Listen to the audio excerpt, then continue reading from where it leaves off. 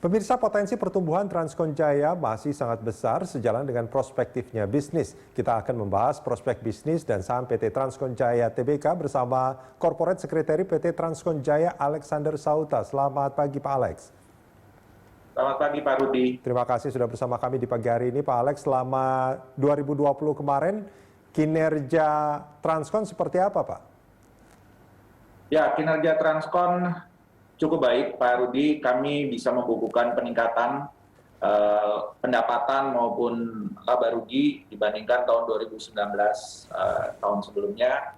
Dan kemarin kami baru saja secara internal baru saja menuntaskan laporan audit, walaupun belum secara resmi dirilis ke publik, tetapi hasilnya cukup menarik.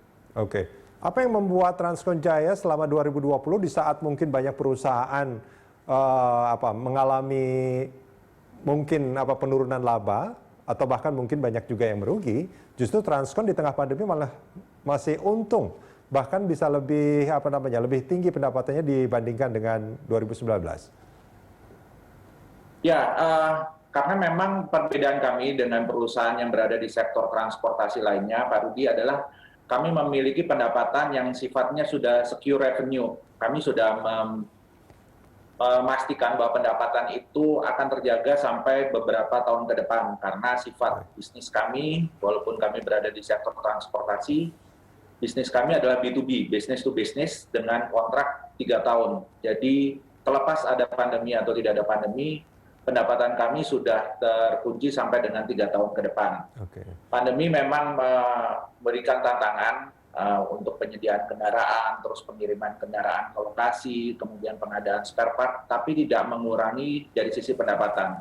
Jadi pendapatan kami sudah pasti sampai beberapa tahun ke depan, dan kemudian itu mengakibatkan laba rugi kami juga sudah jelas, bahkan pada saat due diligence dengan pihak OJK kemarin pada saat kami mau IPO, pertanyaan yang sama juga dilontarkan oleh OJK, apakah kami perlu merevisi proyeksi sampai dengan akhir tahun 2020. Posisi kami pada saat itu adalah tidak, karena kami memiliki pendapatan yang sifatnya sudah terjamin, dan itu memastikan juga laba rugi kami. Tinggal yang membutuhkan pengendalian adalah biaya-biaya yang berkaitan dengan pandemi, misalnya harus melakukan medical check up, kemudian harus memastikan ada logistik ke lapangan, karena tidak semua perusahaan logistik bisa berjalan dengan mudah. Nah, itu yang menjadi tantangan. Tapi di luar itu cukup terkendali, Pak Rudi.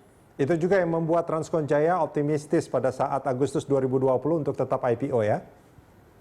Betul, Pak Rudi. Betul. Nah, kemarin hasil dari IPO saya baca ini sudah terpakai semua dana segar yang terkumpul kemarin. Betul, bahkan beberapa sudah direalisasikan 1 bulan sesudah IPO. Kalau Pak Rudi lihat di sosial media kami, beberapa postingan kami menunjukkan bahwa kami sudah menggunakan dana-dana IPO itu untuk pengadaan unit-unit baru.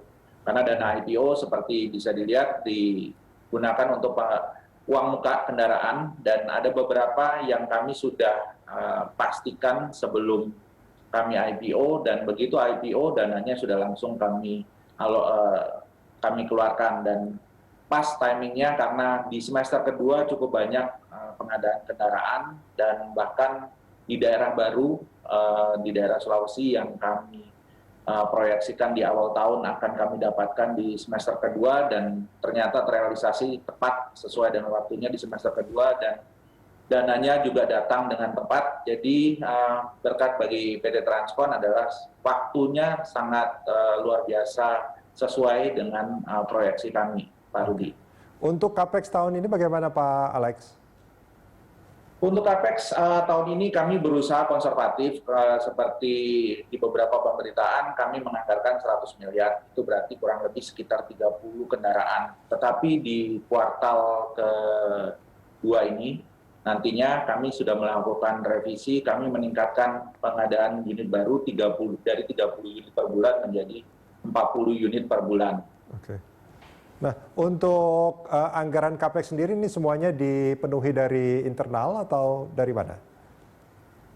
Ya, ada beberapa dari internal dan kemudian ada komposisi dari internal dan kemudian ada dari pembiayaan. Karena seperti diketahui bisnis kami 20% untuk uang muka kendaraan, kemudian 80% dari pembiayaan. Jadi CAPEX itu terbagi menjadi dua komposisi dari internal kemudian dari pembiayaan. Oke. Transkon ini kan fokus di proyek-proyek pertambangan kalau saya tidak salah ya Pak Alex ya? Betul. Kami fokus di pertambangan dan kami berusaha untuk mengikuti dinamika pasar dan itu sebabnya di awal tahun ini, di awal tahun 2021 kami sudah menyediakan kendaraan untuk proyek-proyek pertambangan dan kami untuk di semester 1 ini membidik perusahaan pertambangan nikel. Jadi segala sesuatu yang berkaitan dengan nikel kami berusaha untuk mengejarnya. Dan di kuartal kedua rencananya kami akan masuk ke infrastruktur dan mungkin suatu berita baru bahwa kami di beberapa minggu yang lalu mendapatkan proyek penyediaan kendaraan untuk infrastruktur. Jadi itu suatu terobosan baru dan sesuai dengan janji kami di akhir tahun kemarin ketika kami IPO bahwa kami akan membidik infrastruktur dan sudah kami buktikan di bulan Maret ini bahwa kami akan masuk ke industri infrastruktur. Baik. Pak Rudi. Pak Alex, kita jeda sebentar, kita akan lanjutkan ini di segmen berikut. Pemirsa jangan kemana-mana, Corporate Action masih akan kembali usai jeda.